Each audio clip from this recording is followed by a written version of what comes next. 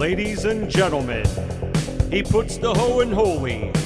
Give it up for my holy homie and everyone's favorite host, Game Show Jesus. Come on down and sit with Game Show Jesus and DJ Jazzy Joe. Come on down and sit with Game Show Jesus. Welcome everybody to the Game Show Jesus podcast, the only trivia podcast that determines whether you get eternal salvation or spend the rest of eternity in hell. This is my co-host, DJ Jazzy Joe. What's coming down? What's coming down indeed.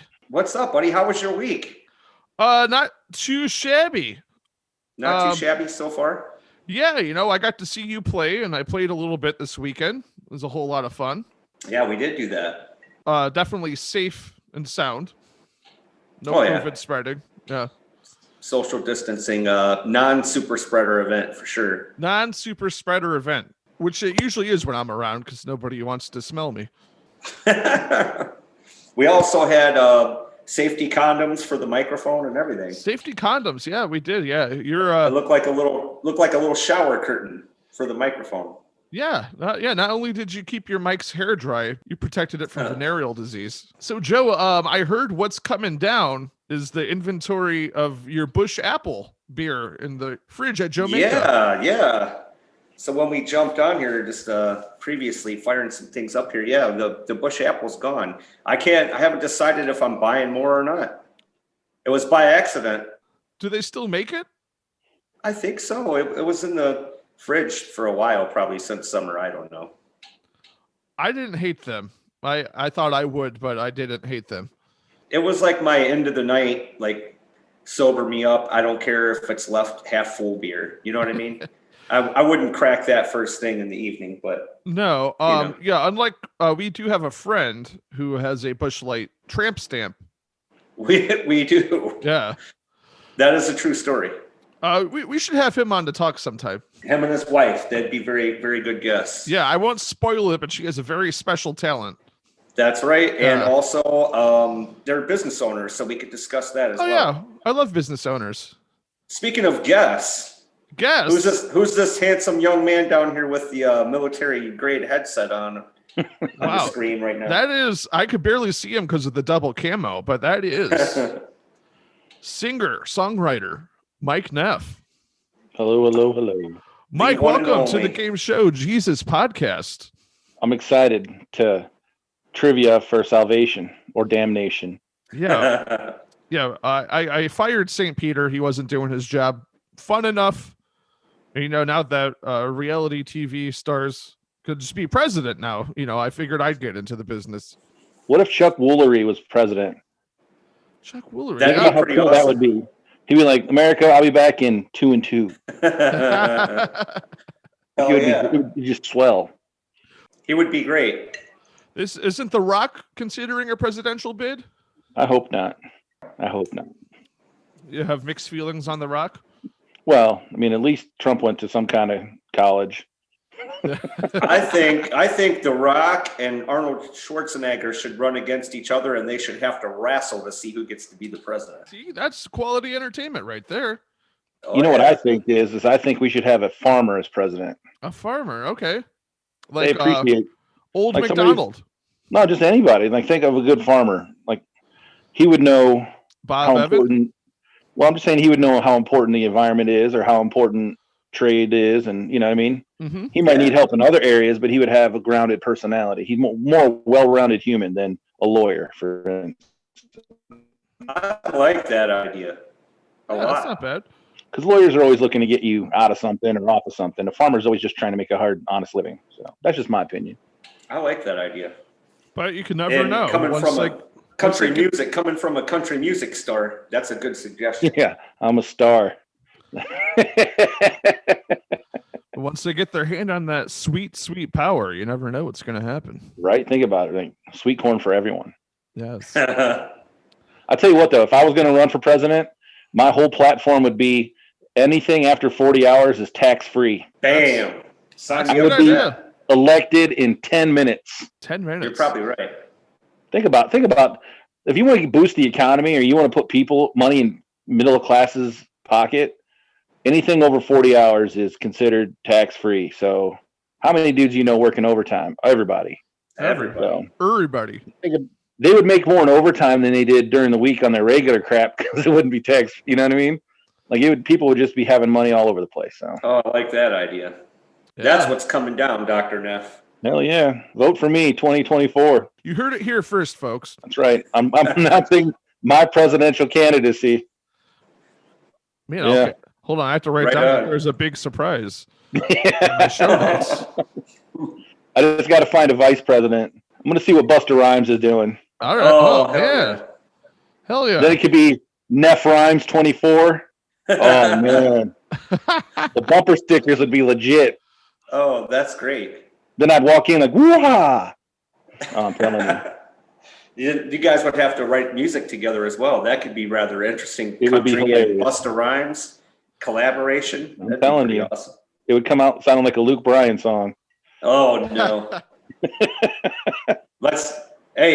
Anyways, while we're getting into the topic of writing songs, music, and so on and so forth, we already mentioned that Mr. Mike Neff over here is a writer as well as a performer, singer. Let's talk a little bit about your original music that I'm really excited about that you're getting rolling here. I'm working on a bunch of different songs at the same time, which is kind of hard to do.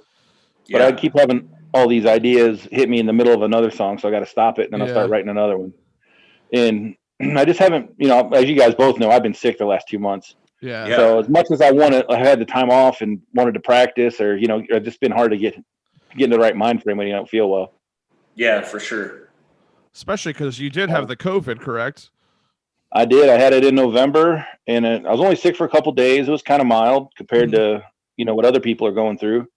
And like I was telling Joe, the only thing I had was a little bit of lung issue, like left over, like it never went away. Yeah. So I was sick during Thanksgiving and everything. And early part of December, I just kept getting, I was like, man, I cannot breathe, and it just kept getting worse and worse and worse and worse. And then right before Christmas, I couldn't breathe at all. Like no matter what I was doing, it was like I was running suicides and stuff. Oh no. And finally, the girlfriend was just like, all right, enough's enough, dude. You ain't slept in 2 days. It's like you're going to the ER right now. Because I was going to try to hold out for Christmas. Yeah. I got a kid and I wanted to make sure she got her Christmas and all that stuff. But so a couple days before Christmas, I just said, I can't breathe. What am I going to be sitting on the couch going? So. Yeah. Yeah. Well, we're glad you're okay. Yeah. They took care of it. Ended up having blood clots in my lungs. Oh, no. Yeah. So. Now I'm on blood thinners for the next couple months, no drinking, taking it easy, but everything's getting back little by little. So that's good. Honestly, I actually started doing push-ups yesterday. Nice. Hell yeah. For the first time in at least 2 months. So I've been thinking about doing push-ups a lot lately. Joe and I, we had a push-up contest in his garage. We did. A couple weeks ago. How bad did you beat him, Joe? No. See, Joe and I were on a team. Yeah, we were on a team. So we were on a late night video with, Mark Fuck, right? Oh, I sure do. Satan himself. Well, we were on a video with him, and he had a couple buddies over, and one of his buddies got cocky and started talking about a push-up contest for money. And I beat him, and he took his beer and went home. And then Jonathan did a push-up contest against Mark Fuck, and I don't remember the results, but I know Game Show Jesus texted me in the morning, and he's like, I was trying to figure out why my arms were so sore, and now I remember that we did a drug push-up contest. Damn it. That's funny. Yeah, because normally only my right arm is sore the next day. Oh, boy. He's used to that. So back to your songwriting. Yeah. I know I was there for kind of a not scat track. Well, mind in the gutter. A scratch track kind of recording of your first song, Trouble. Is that what it was called? Yeah. Yep. Yeah, that was a good song. Where did those lyrics come from? Just popped out of me. All right. Yeah, just popped out of me. I was actually, the funny part was I was on hold all day at work, trying to call. At the time I was working for medical billing companies. So I was calling insurance companies all day, trying to get resolution on bills. Yeah. And I was on hold for hours at a time trying to get through to this one because it was a huge bill. So I was sitting there, and that incessant same 20 notes over and over again in my head. So I just Uh, started thinking of lyrics and stuff. And when I got home, I wrote it in 15 minutes. And then I threw a little bit of homage to Merle Haggard in there. There's a couple lines in there that are tip the hat to Merle. nice. So One of the then, great country artists. I think he's, in my opinion, he's the poet of country music. Okay. Just in my opinion. I know everyone's going to be like, Hank Williams, and he wrote some, some absolute classics, Johnny yeah. Cash. But I think Merle, the way Merle said things, even though it's not for everybody, if you just look at his lyrics on a lot of stuff, you're like, wow, it's pretty cool stuff. So Yeah, one thing I think country music's never been my favorite genre, but I've always appreciated Merle Haggard's swagger, if you would. yeah, He's got a persona Haggard to him. I've swagger? always the Haggard swagger. Yeah. Yeah. I've always just appreciated him. What was that? Right. A dog? No. yeah, it's the dog. She loves Merle Haggard. Every time you say his name, she barks. That's awesome. Is the dog's name Myrtle? Roxy. Oh, well, Roxy. there you go. Like Brian Yeah. Eno. So Mr. Neff, I know you mentioned that song came to you pretty quickly, and then it's like a lot of the other ones, they're ideas and they bounce around and it takes a little longer. But I told you when I first heard Trouble that you got yourself a hit in that one, because every like a lot of the big time guys say, I've seen an interview with Chris Cornell on Howard Stern talking about Black Hole Sun. And Cornell said he had the music in his head on the way home and he started singing the words and he ripped into the driveway and ran in the house and wrote the whole song, music and lyrics, in like 15 minutes. And that's a great song. So Definitely. you got something there for sure. Yeah, I remember the first time I sang it to you and you were like, oh, that's a hit. I told you It is. immediately. And then I was like, all right, cool. And then now it's kind of getting a little traction, It's kind of funny that you were like, oh, that's a hit, dude. Let's do this. I'm telling you, man. That 22 a day, though, I wrote that after watching a veteran movie. Yeah. I think it was Lone Survivor. I wrote that. I have heard 22 a day or whatever. Mhm. What exists of it for now? What inspired you to write that one? Just thinking of veteran suicide. Okay. I wanted to write a song that was like, don't give up hope type of thing. Like, just one of them things. Like if a veteran heard it on the radio and was like, today's the day. And then it came on WMS, here's 22 a day. And, here's it. And like, maybe it'll help change one person's mind or something, Yeah. That's awesome, dude. 22 a day right after 3 Bush songs. Right. Here's Black Hole Sun, then 22 a day. And then 3 Bush Apple Lights. Yeah. But it started taking on a different turn when I had a bunch of other like bandmates and stuff click into it, and it kind of started getting the heavy metal side of it. But Nice. that's not kind of where I wanted. That's not where I wanted. I wanted it to be more of a southern rock type. Okay. Less distortion and more more Skinner type, I guess I could say. Yeah. Okay. That's where I was looking for it to go. So I kind of got a vision for that one. Yeah. A lot of the other ones I don't. That's why Dr. Joe Hall down there has been helping me, like just figure out where I want to go musically. Okay. So, because I don't know music theory. I wish I did. Yeah. I don't know music theory, and I don't either, but I was blessed with these big old ears and I could just hear geez. things, This guy sings a melody and I'm like, oh, I think I can hear this or hear that. I don't know how it all works. a lot of the stuff I write tends to be the same too, and I don't mean it to, because it's like I love the key of G for some reason. My voice just goes there. So when I start doing songs, everything ends up starting in the key of G for some reason. I don't know, but I got to switch it up here and there. So it's good to get other input. You know what the Pope's favorite chord is? A minor. Oh, From the lips of Jesus. I know, I'm Jesus. That's inappropriate. That's not inappropriate. That's the truth. Oh Lord. Maybe not this Pope, but all the other popes. Yeah. Yeah, we have cool Pope now. Yeah. Joe, do you think the cool Pope is he into premarital banking or no? I honestly, I don't Not follow. personally. No. I don't follow news or religion a whole lot, and I couldn't tell you. Do we have a different pope? It's not the old guy with the white hair, the little guy. But that's all of them. I But think it's yeah, a German guy, isn't it? Isn't he Oh. German or something? Or yeah, Spanish? I believe so. I couldn't pick him out of a lineup. Honestly, so. don't even know his name. I'd have to look it up. I still think it's Pope Francis, Pope Francis, yeah. He's That's the Pope new one. something. Well, Francis. Dr. Neff, we're going to write a country song it's going to be about how you can't pick the Pope out of a lineup. I think that's got a good. That's a good lyric.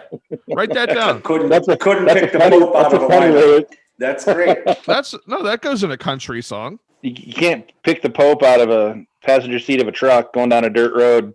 That would be what today's country music says. And you're going to pick up a girl and have some beers under the stars. Yeah. Out at the uncle's farm. Oh man, today's country music is so terrible. There's not many like dogs dying or people leaving you anymore in country music. No, man, it turned from like they called it what would they call it? Bro country. Yeah. Into like now it's girlfriend country. Girlfriend. All these country. songs about and all these songs about how they worship their girlfriends and shit. And it's just like I think Dan and Shay is the name of the group. These two little dudes with perms. And oh my god. I mean, the guy can sing his ass off. He sounds like, he's a great singer and stuff, but just doesn't belong on country radio, in my opinion. It's like, come on, guys. I have to say that I say this, and I truly mean it. It's not just because you're my buddy, but you're my favorite country dude because I come to your shows and you do a lot of the classic country songs. You kind of stay away from the more modern stuff, but the ones that you sprinkle in. The more modern guys like Luke Combs, not like Luke Bryant. Yeah.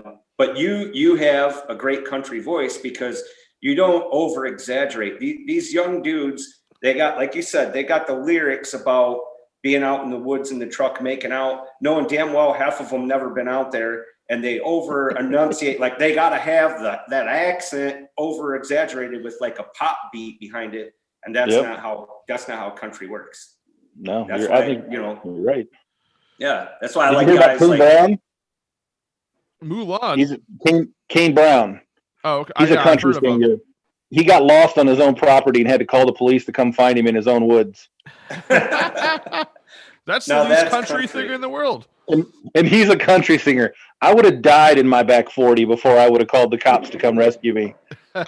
just saying, I don't care. They'd have been like, "Oh, cougar ate him."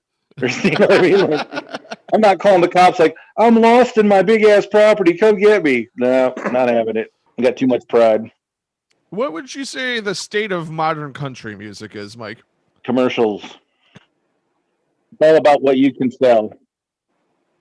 I feel like there is a few, more classic type country guys out there now, like Sturgill Simpson and Sturgill, Tyler Childers, Jamie Johnson, Cody Johnson. There's a couple of them out there. They're just not getting a ton of radio play because everybody wants to hear all that fluffy shit.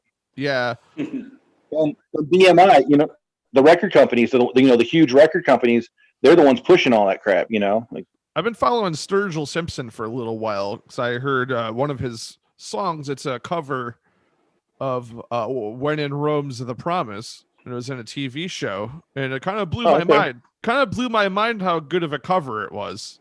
Yeah, he did it in Bloom as well from Nirvana. Yeah. That second album's great that he did because it's like a lot of different things than normal country instruments show up, like horn sections and. Sometimes there's like a funkier beat or something too. It's why I've always really gravitated towards him. Plus, he's a hell of a songwriter.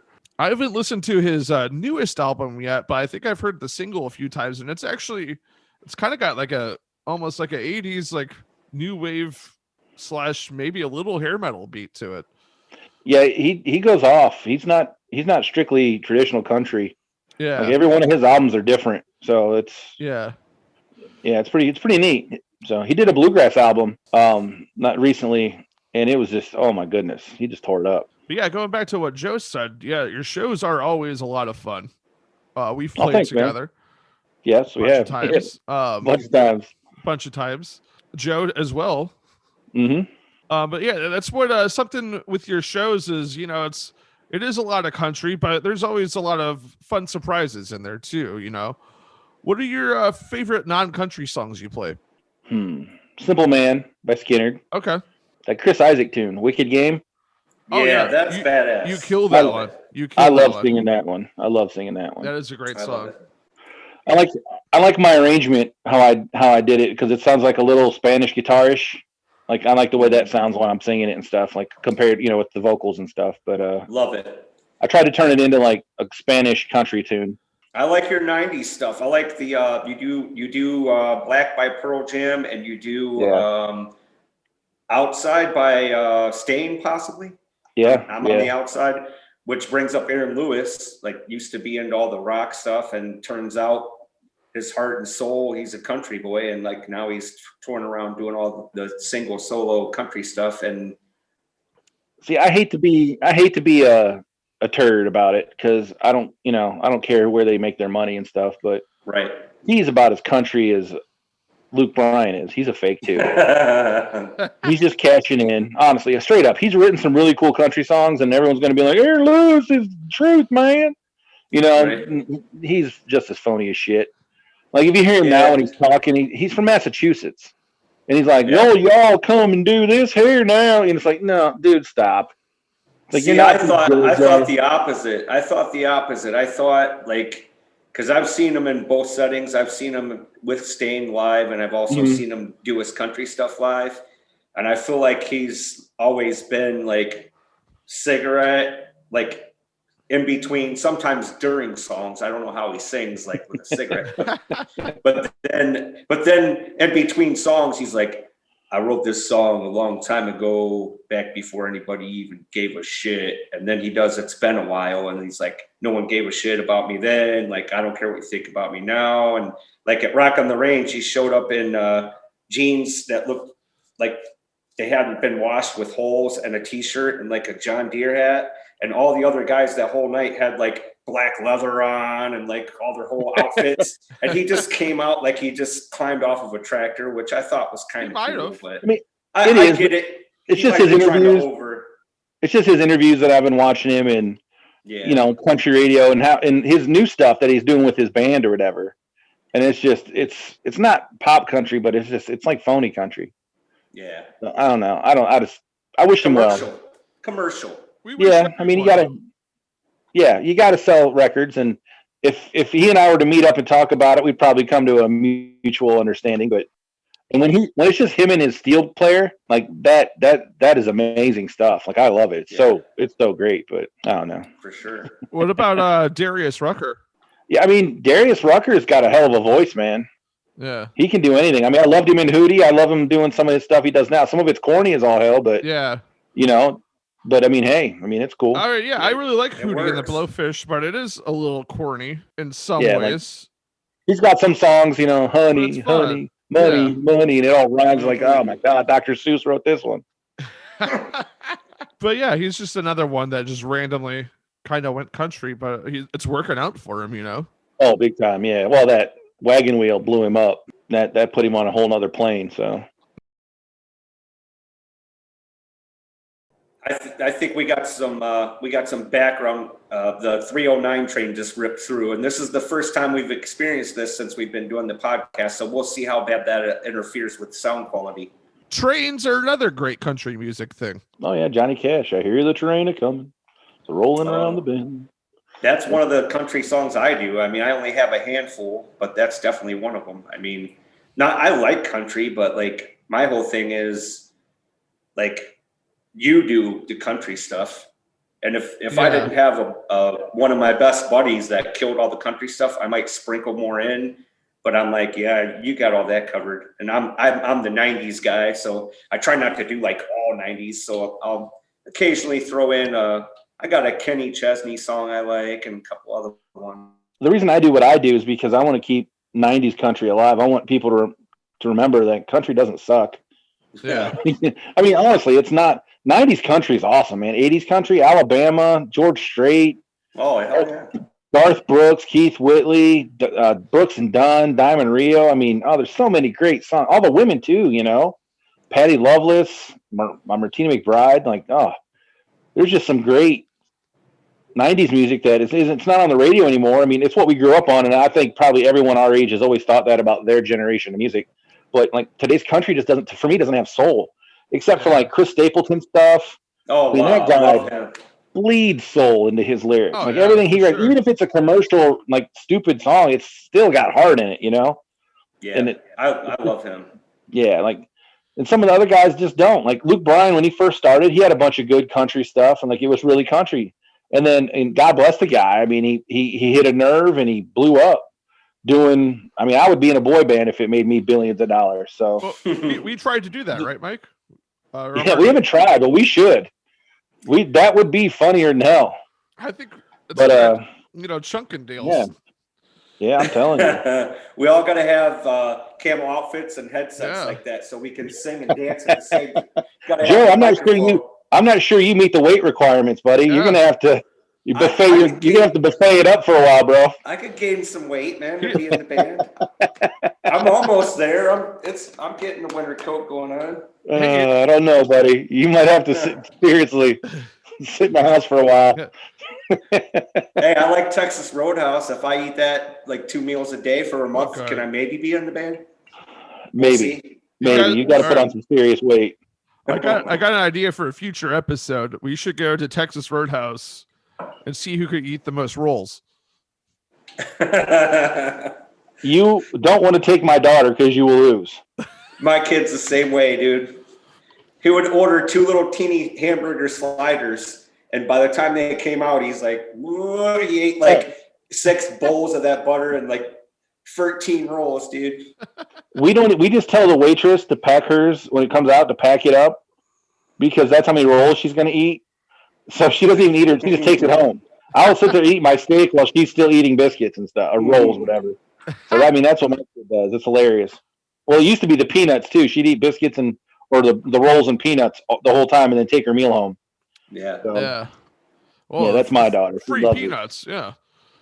Yeah, I'll munch on she used to love throwing them on the floor. That was her biggest thing. Was like, "Oh, this is so cool! You can throw shit on the floor. No one yelled." Everyone's slipping on them, and now people had to ruin it because they're old and want to sue people. Yeah, some asshole fell and ruined all the fun. Yeah. No, I love munching on those nuts. I have to admit, my favorite is Aldi's nuts. I have those for a snack at work like almost every day. Aldi's has the best nuts you can get. Aldi's nuts. Joe gets promoted a lot, I bet. I have the Blue Diamond salt and vinegar nuts up in my office. Nice. Almonds? Yeah. Yeah, those are pretty good. I love me some almonds myself. Yeah, those are pretty good. I have the soy sauce and wasabi too that are also pretty good. I haven't tried any of the other flavors, but I'll tell you something you both need to try for fun. My girlfriend and I signed up for the snack crate. Oh, dude, I have it too. Oh, do you? Yeah, it's great. Oh man. Yeah, we got Japan last month. And I had it Japan the month has before. 300 flavors of Kit Kats. Yeah. No, that's 300 amazing. flavors of Kit Kats. We had the raspberry one. It was just, dude, stupid good. Like, we need that in America there. Yeah. I can't. So good. You know what? With the Japan snack crate, I couldn't tell what everything was because it is written in Japanese. You didn't get the list? I did, but like the certain Kit Kats, like I didn't know what the actual flavor was because I think they just sent them randomly. Oh, no. Ours had a list on it, and it told exactly what was in it. Oh, shows how much I pay attention. You guys have been holding out on me with this box snack thing. How the hell am I supposed to be in the fucking boy band and gain weight? I didn't know I could get Japanese snack fucking boxes. Well, we got South Africa's coming this month. Oh, I just got it. I just got it. Did you? Yeah. No, we're waiting on ours still. So yeah, I had Israel the month before. There was some good stuff in there. Yeah. Japan was our first one. We got to pick that, so the rest ones are all up in the air. So. Well, I'm kind of a Japanophile, so I was just waiting for Japan to show up. Okay. Yeah. Well, my daughter's into anime, if you know anything about that. A little bit, yeah. Anime? Not anime porn. She's just into anime. Yeah, like the cartoon shows and all that? Yeah, she's into something Titans. Attack on Titan? Yes, she loves that shit. No, I haven't watched that yet. I'm slowly getting more into anime. But it's not my biggest. I used to watch like Dragon Ball Z back in the day and some other things. What's that? It's an anime show about guys fighting. Is that where they scream? Yeah, they scream a lot. Okay, yeah, that's why I quit watching it. Every time I turned it on, someone was screaming. I was like, no. but come on, Mike. It's a bunch of hunky guys fighting each other. Yeah, as much as you would think that would turn me on, it does nothing for me, sadly. You know what's funny? There's a lot of adults, like guys our age that are into that anime, because I think it felt like it started really coming out and becoming popular when we were younger. And then it really started to hit more like probably, I don't know, like early 2000s. But I know a buddy of mine that I went to school with, and he's like huge, and like he wears the t-shirts and he watches all, like he posts stuff on the social media about it. Like that's his thing. I mean, some people are into And by guys our age, you mean 2,000 years old, right? Yeah, exactly. Okay. Yeah, I'm actually always surprised some of the things I've been watching anime-wise that they came out like in almost the late 80s and early 90s. Yeah. Oh, really? Yeah, and I don't think they just really got popular until like the 2000s, like really popular. Yeah, no, it's crazy. That's cool. I got to write down that we talked about anime. I don't make fun of anyone for, what they like to do or whatever in their spare time, as long as it doesn't hurt anybody. So, Right, exactly. Like I said, that's everybody's into something different, man. I'm no one to knock anybody for what they're into. look at all the money we've invested in our thing. We like music. Yeah, exactly. Like I'm sitting on a stage that I built in my garage right now to keep all my shit off the garage floor so it doesn't get wet. And I've got with your new Bose stick behind you, hundreds of dollars in soundproofing shit in here in my garage, and like, yeah, my Bose stick and all this stuff. And I have not made anywhere near the money to pay for all this stuff. So their hobby's probably way cheaper than ours, buddy.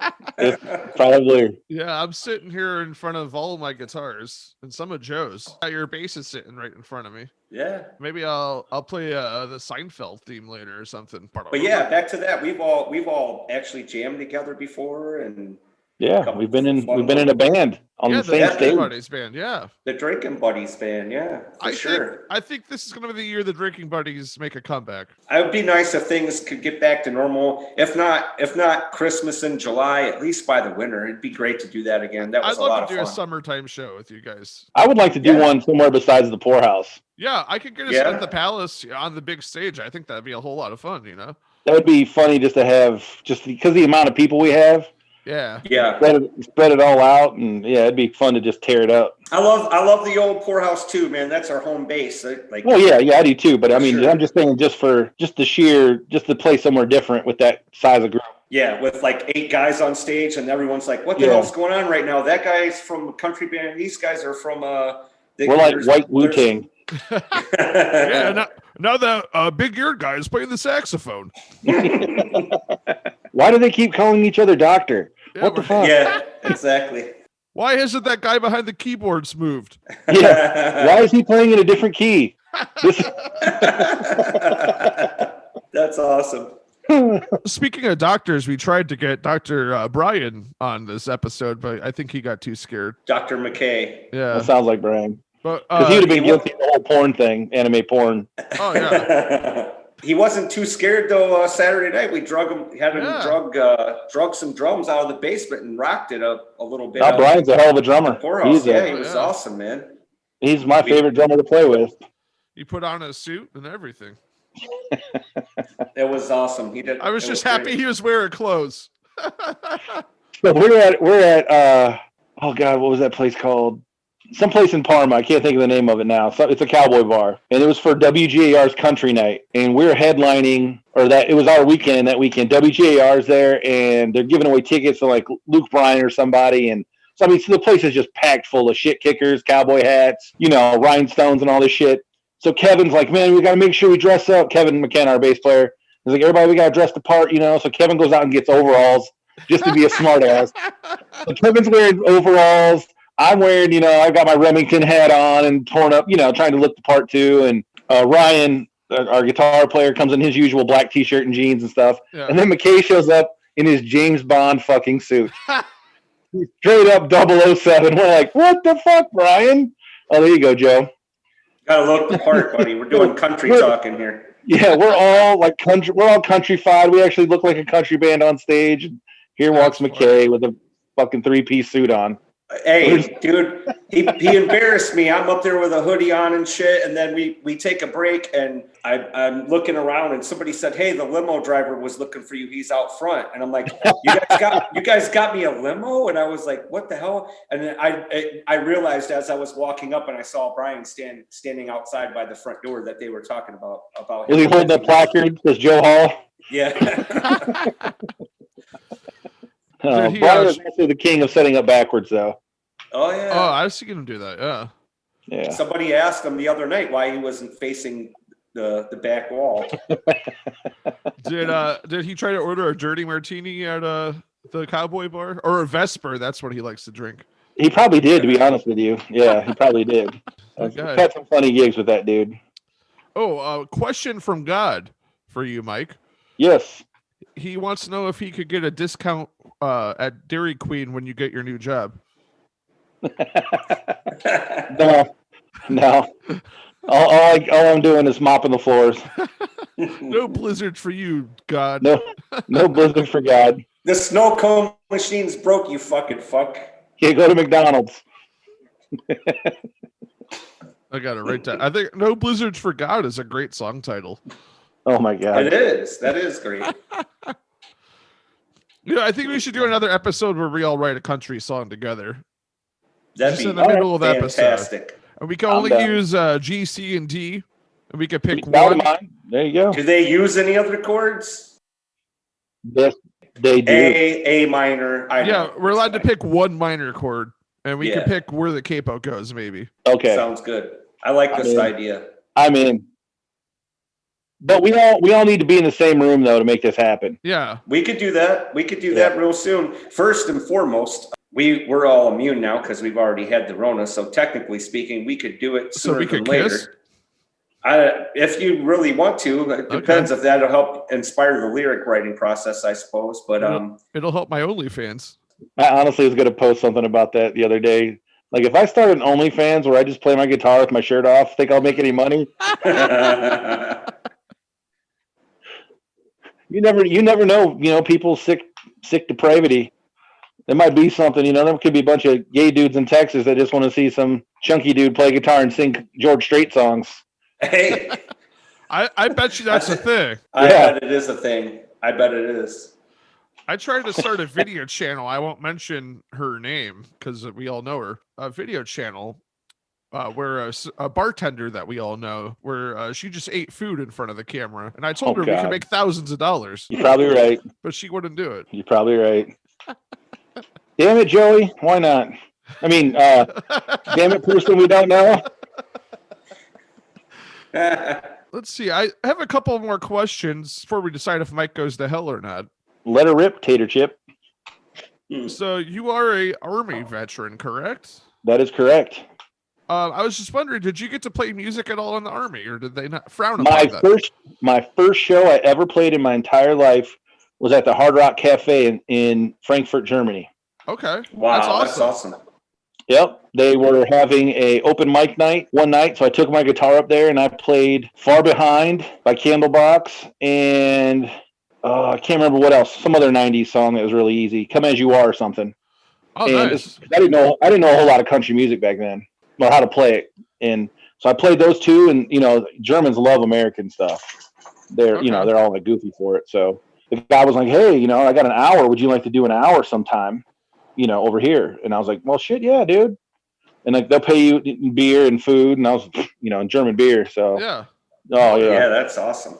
So I signed up and I did an hour. I played mostly just 90s. That wasn't even country. I played mostly 90s rock, like Glycerine and just shit like that from high school. And that was my first ever show. It was terrible. But did they love it anyways? I had just learned how to start kind of singing and playing at the same time. I'm still learning that. But not really well. You know what I'm saying? You know how it is. Like you had to maybe some of the intros might have been a little bit late because I was trying to play the songs, but that was my first show ever. It was in 1997 or something. Joe and I on Sunday, we were trying to sing and play, what is it, Every Morning by Sugar Ray? Yeah. It was harder than we thought. Maybe that just shows that we suck, but... No, because we can both play and sing a bunch of other songs.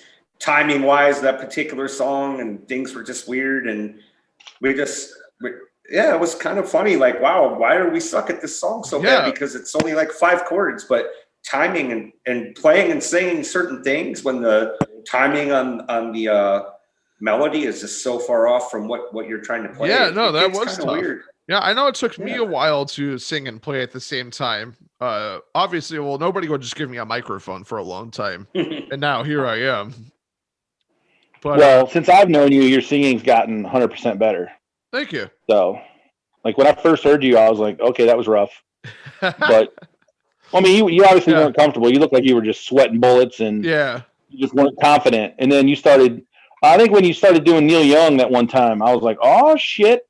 Because you really started getting into it. Was like a different side of you came out because you were confident. You know, it's weird. It's like I kind of learned just how to listen for notes now, and I think it's improved my singing. As a certain keyboard player, Mark Whalen, everyone's favorite keyboard player, told me is you gotta pick your battles, dude. Yeah, he's not lying. We'll have Mark come do the country writing episode. Maybe that'd be fun. That would be fantastic. One of my favorite things ever is still listening to hear him sing, that song, that Justin Moore song he does. That I could kick your ass. Yeah, I could kick your ass. Yeah, that's a Drinking Buddies classic right there. I love hearing him sing that. It cracks me up. It's so good. Yeah, have you heard him sing Love Shack? Maybe once, maybe. That's I did actually. You had Katie and Hallie. It was still Hallie, yeah, and Katie Hallie were still doing it. Yeah, I think last time he played the Poorhouse before all this shit went up. That's his song, man. He kills it. I got to see him do that at the House of Blues. Oh, nice. Less than 88 played at the House of Blues. That was awesome, man. He's just got that such a silly voice that goes along with it so well. It was great. Hallie's daughter, she refers to Mark as Uncle Love Shack. Man, that's a tough one. Yeah, that could go in a lot of different ways, but it's very sincere. Yeah, Mark's a good dude. Yeah, we love Mark. He's my favorite keyboard player that I've ever played with. He's the only keyboard player I've ever played with that didn't want to solo every 5 seconds. Oh, he does. He's just really restrained. Well, it has to be louder than all the guitars in the band, even though it's a Skinner song. He's got no problem being louder than all the guitars. So, well, I played with a piano player before, and a couple times actually, and he, we're playing "Give Me 3 Steps," and all you hear is him beating on the keys. It's like, come on, man, this is a guitar song for Christ's sake. Or Click by ZZ Top. It's like there isn't even a keyboard part. We told him, I said, during a couple of songs, it's like, just go grab a beer if you want or something, go talk to a chick. You don't even have to be up here. No, I want to stay up here and make noise. And, it's like, oh, God. Yeah. It's all good. So you said when you played your first show, you didn't play many country songs? I didn't play any country songs, probably. When did you first start playing country then? I mean, I've always loved country. I've always sang it and stuff. I just couldn't play. A lot of older country songs have hard chords in them. Okay. Like I couldn't play a B or an F at the time. I was just learning how to play it. Yeah. You gotta remember, I taught myself how to play guitar. I never had a lesson. All right. So everything I had learned, until then, I learned off music videos, watching their hands, and stuff like that. I didn't have a chord book or nothing. I'd sit there, I'd tape, dating myself. I would tape MTV and watch Slash's fingers and be like, okay, he's here on the double dots, and go from there. Like I would just we didn't have the internet. We didn't have YouTube video lessons and all this shit or tabs. The funny part is I didn't even have. I used to make my own guitar picks out of the tops of milk jugs. Oh yeah, well the little bread things, the little plastic clips on the bread bags. Those too. Yeah, those would work. But I would just cut. I would cut out the little blue cap and use that plastic part and make my own picks. So, yeah. That's how and look at you now. Yeah, and here I am now. Yeah, now you can play with real picks. Yeah. Yeah, it sucked back in my day too when we didn't have electricity and I was trying to learn guitar. When I invented guitar in Spain. Back then, tabs meant, commandments written on stone. Well, I tell people now because a lot of people ask me for guitar lessons, and I always tell them, I said, just buy a guitar and get on YouTube. Everything you need to know is on there. Everything. Is. Yeah. I'm somebody that had to take lessons because, I'm just not self-motivated enough. It's like I had to have somebody that would yell at me if I didn't practice. Well, I always knew I wanted to be a singer. Okay. I've been singing since I was 4 years old. Like my mom said, I was singing the Dukes of Hazzard song, running around the house in my diaper, wearing a towel and shit. You know what I mean? Like, she said I used to always singing everywhere I went. So a couple years ago, right? And I've just known it myself. Yeah, a couple years. But I figured, if I'm going to learn how to sing, or if I'm going to be able to sing, I need to be able to play guitar instead of counting on other people. So I was like, yeah, for sure, man. And then I heard Stevie Ray Vaughan play, and then I was like, "Oh God, I need to do that." Yeah. Even though I'm not even in the same stratosphere as Stevie Ray, he's still the motivation. He's still the Fantastic golden player. Yeah. Yeah. All right, we're gonna take a quick break.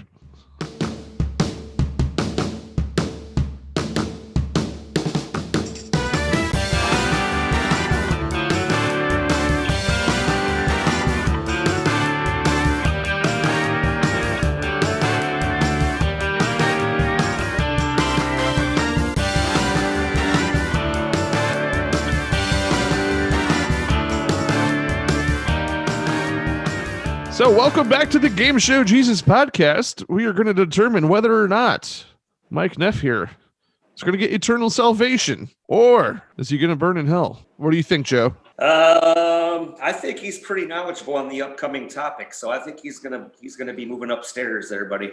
Okay, yeah, I thought so too. So yeah, Mike told me he was knowledgeable on 3 different categories, and I picked one of them for trivia tonight. He said that he's knowledgeable on country music, the army, and guns. Mike, what do you think I picked for the topic tonight?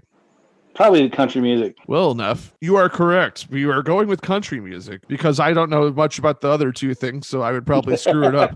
I tried to. I was thinking.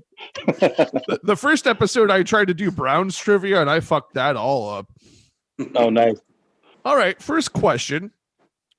What country artist recorded his 2 biggest albums in prison? In a prison or at prison? In prison. Johnny Cash. Johnny Cash. Is that your final answer? Yes. Is that your dog's final answer? My dog's like, yeah, Johnny Cash. Oh, yeah. You are correct. Cash's most popular and best-selling albums were the live albums he recorded in prisons, namely Johnny Cash at Folsom Prison in 1968 and Johnny Cash at San Quentin in 1969. Did you know that Merle Haggard was in attendance at one of those shows, and that's what made him want to be a country singer? No, that's really sweet. Yeah. Yep. And he saw Johnny Cash, and he was like, that's what I want to do. That's awesome, man.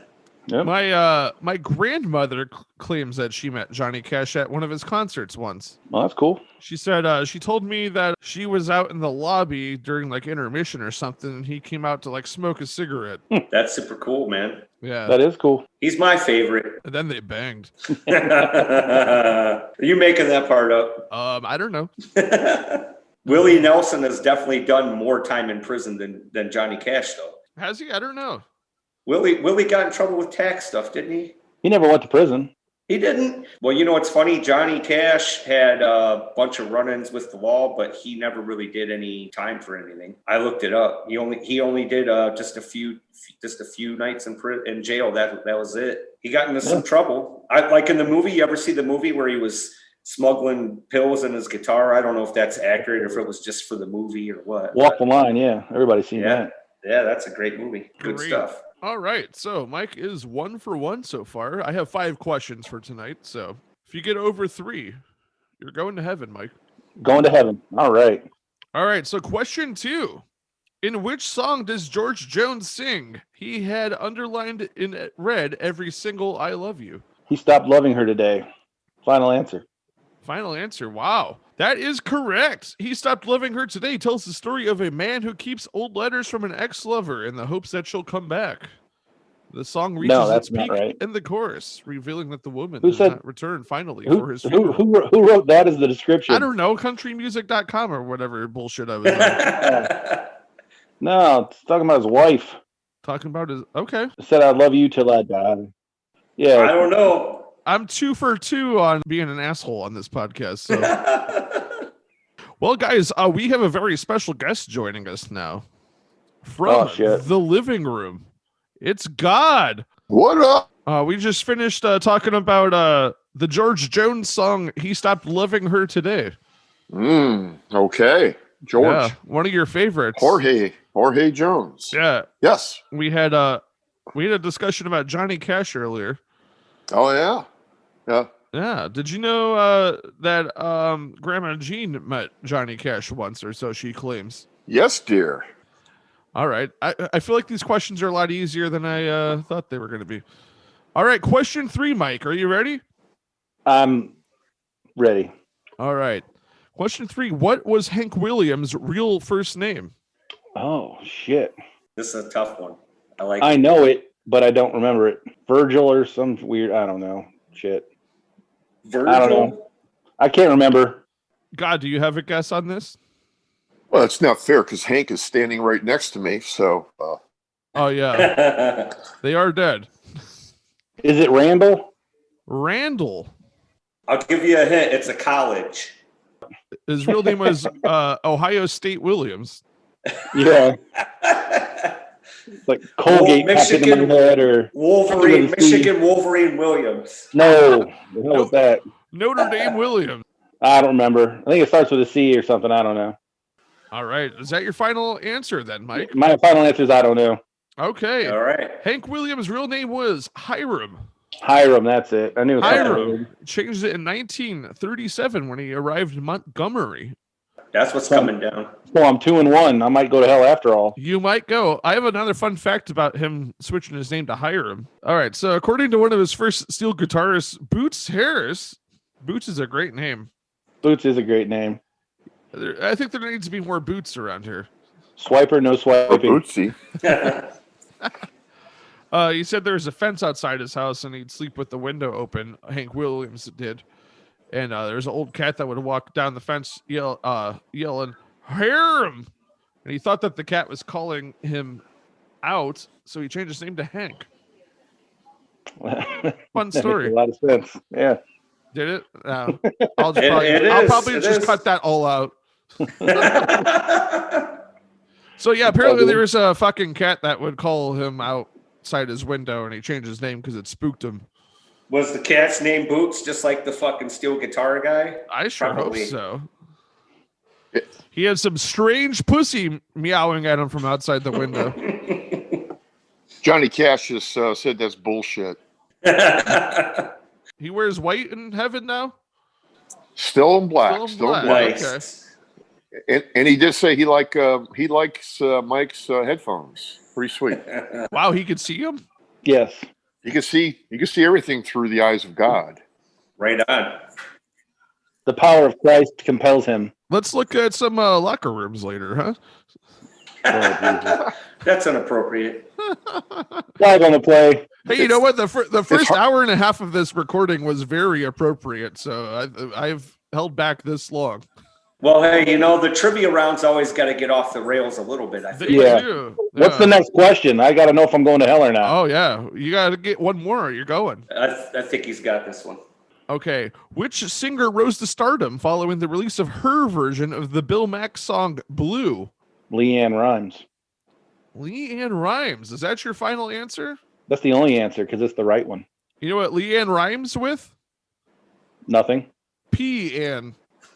Hey, that's what I'm going to be doing as soon as we're done. Peeing out the back door. I feel like you're going to go before we're done. Yeah.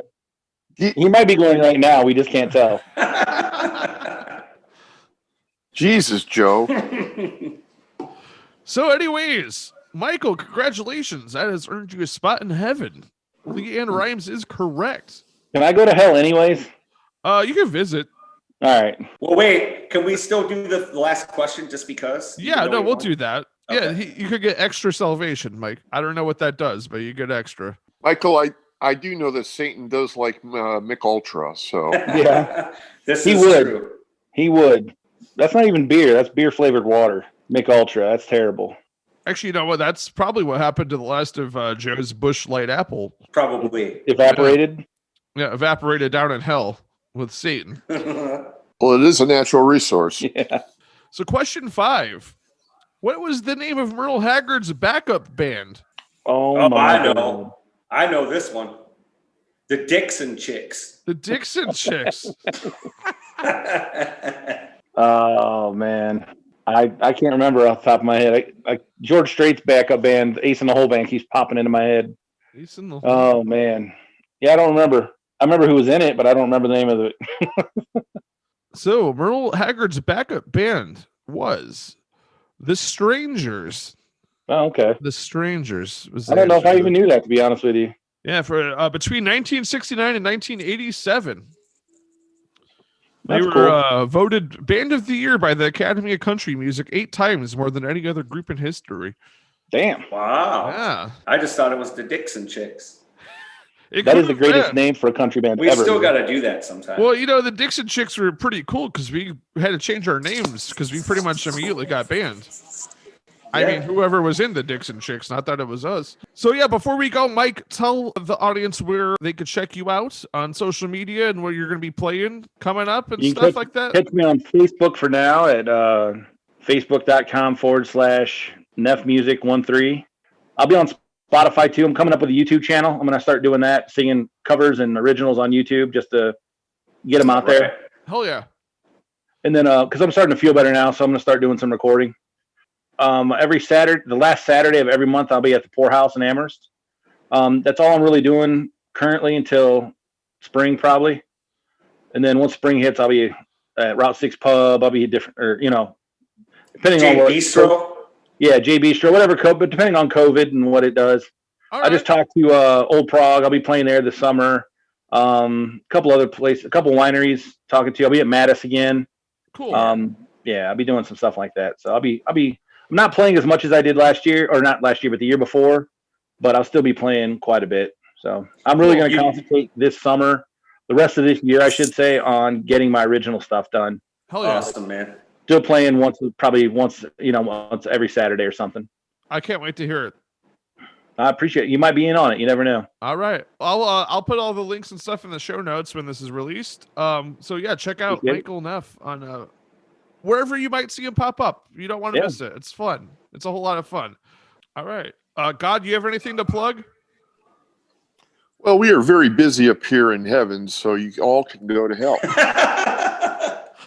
All right. Well, you know what? I think that does it. That's a good way to end the show. Sounds great. I am Game Show Jesus. Check us out wherever podcasts are available. This is my co-host, DJ Jazzy Joe. And we go. Thank you to Mike Neff and God for joining us tonight. As always, drive fast, take chances, and we'll see you next time.